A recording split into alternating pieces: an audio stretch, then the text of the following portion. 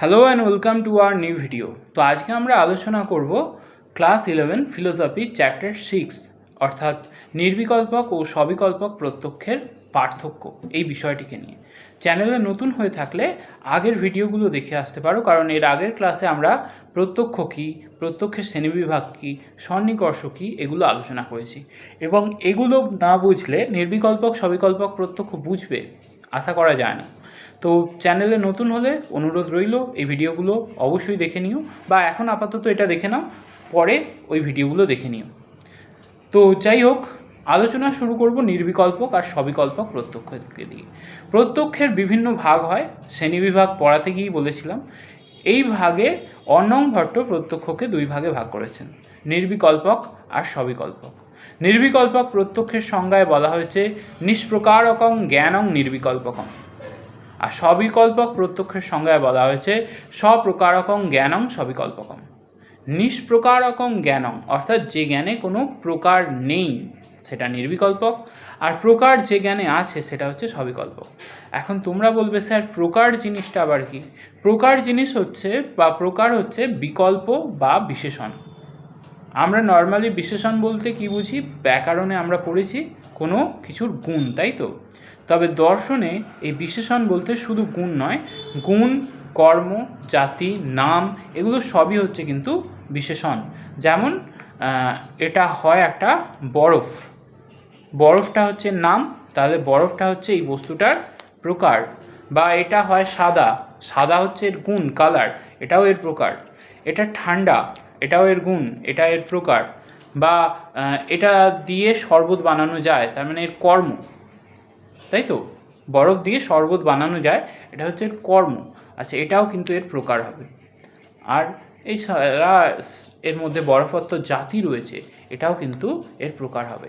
নির্বিকল্পক প্রত্যক্ষ মানে কি না, যেখানে আমরা তার প্রকারগুলোকে আইডেন্টিফাই করতে পারি না। অর্থাৎ যে প্রত্যক্ষে প্রকার থাকে, থাকে না যে তা নয়, থাকে কিন্তু আমরা তাকে অনুভব করতে পারি না। মানে ধরো একটা বাচ্চা, এই ধরো 5 বছরে, জীবনে কোনো দিন বরফ, আইসক্রিম কিছু দেখেনি, তার সামনে এটা দিয়ে দেওয়া হলো এবং তার হাতে হয়তো এটা দিয়ে দেওয়া হলো। তো সে প্রথমে তো এটাকে নিয়ে বেশ কিছুক্ষণ নাড়াচাড়া করবে এবং এটা কি বলে বোঝাতে পারবে না। দেখবে অনেক বাচ্চা হাতে বরফ দিয়ে দিলে সে বলে তাতা, গরম, এরকমও বলে দেয়, কারণ সে সঠিক বিশেষণ অ্যাপ্লাই করতে পারছে না। বা এটা যে বরফ সেটা সে বলতে পারবে না, এটা কি কাজে লাগে সেটাও সে জানে না। এই রকম একটা অবস্থা, একেই বলা হচ্ছে নির্বিকল্পক। বোঝা গেল নির্বিকল্পক। আর সবিকল্পক মানে কি? যেখানে আমরা সব কিছু জানি, বুঝি, সেটাই সবিকল্পক।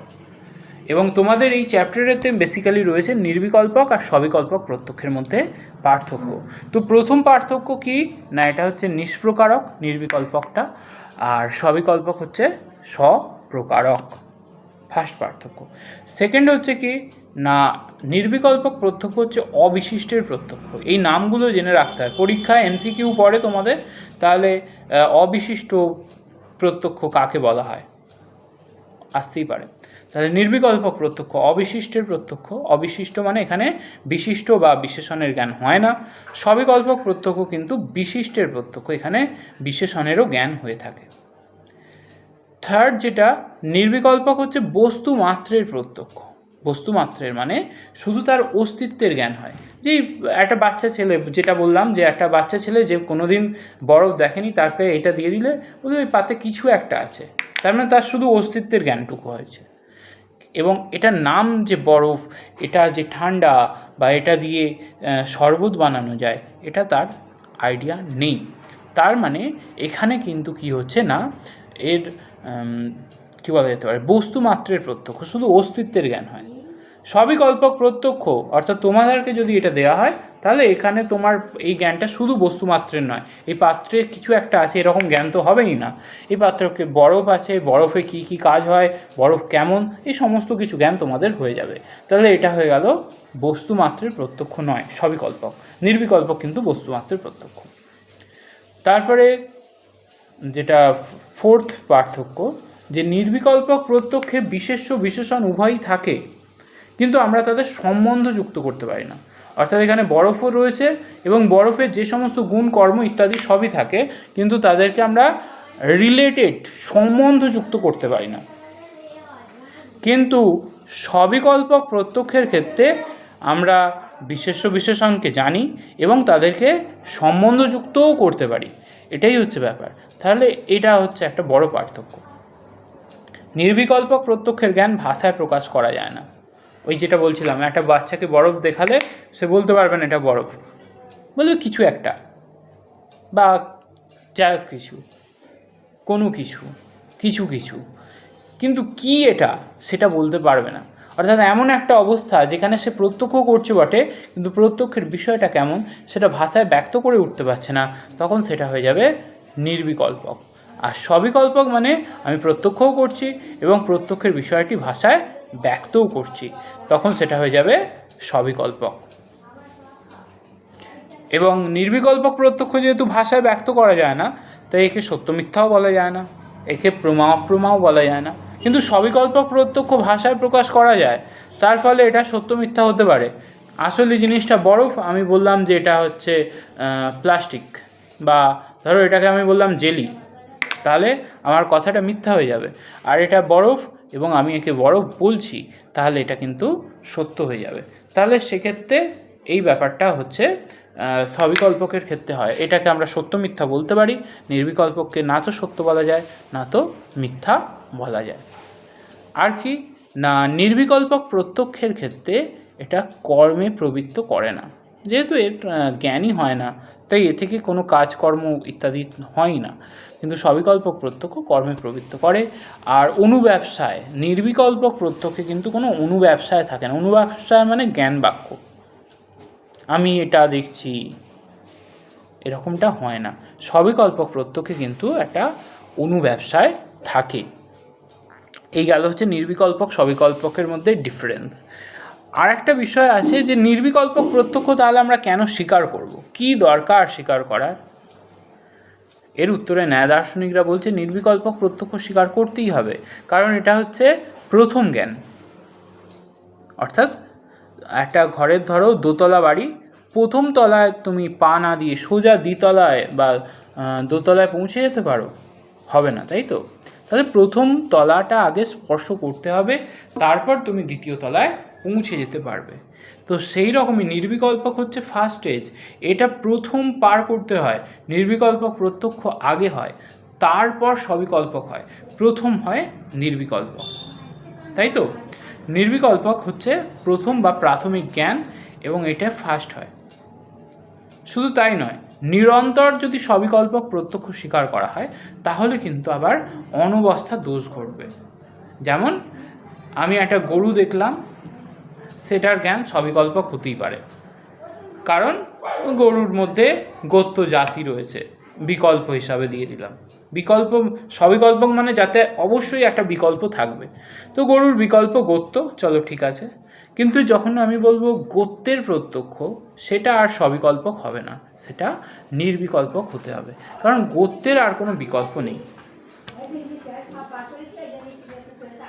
তাহলে গোত্রের কোনো বিকল্প হয় না, গোত্রের জ্ঞান কিন্তু নির্বিকল্পক, এবং এটা অনুমানের মাধ্যমে আমরা কিন্তু জানতে পারি।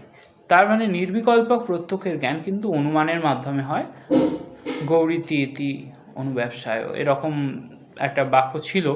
তো এই রকমভাবে অনুমানের মাধ্যমে আমরা কি করতে পারি না, নির্বিকল্পক প্রত্যক্ষকে জানতে পারি।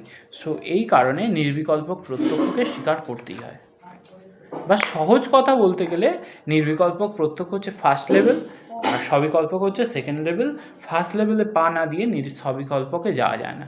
আমাদের প্রথম সবিকল্পক জ্ঞানও নির্বিকল্পক জ্ঞানের উপরই ডিপেন্ডেন্ট ছিল। ধরো তোমরা সব জানো, সব চেনো, সব বোঝো, হঠাৎ করে তোমাদের সামনে একটা বস্তু চলে এলো, এটা তো দেখা মাত্রই কি তোমরা বলে দেবে নাকি এটা কি?